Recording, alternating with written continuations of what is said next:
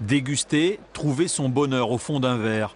Voilà ce que ces amateurs, éclairés ou non, sont venus chercher à Vigny-Sud. Un plaisir de plus en plus partagé à travers la planète.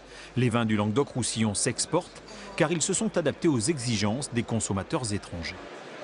Vous savez, les vignerons vivent une relation passionnelle avec le vin et vous allez toujours avoir des vignerons qui vont être persuadés, à juste raison, qu'ils ont le meilleur vin et le meilleur terroir du monde.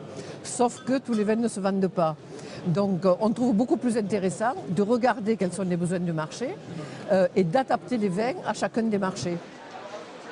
Alors que les autres vignobles français souffrent à l'international, le terroir languedocien prend des parts de marché.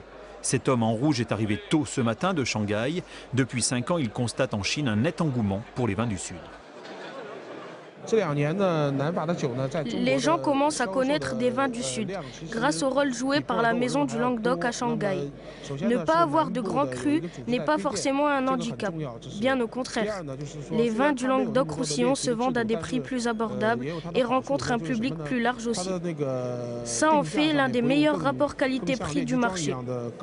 Et d'ailleurs, la vente des vins du Sud de France dépasse aujourd'hui ceux de Bordeaux.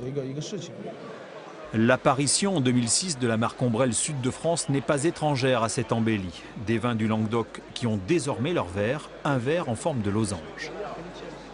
Quand on propose un verre adapté à notre savoir-faire et à nos vins, c'est déjà une reconnaissance. Maintenant, ce qui va nous manquer, c'est de proposer aussi des vieux millésimes. Mais là, déjà, ça permet de montrer que nos vins ont des capacités très spécifiques et qu'on ne doit pas non plus les mettre dans le même sac, on va dire, que les Bordeaux, les Bourgognes ou les vins du Rhône.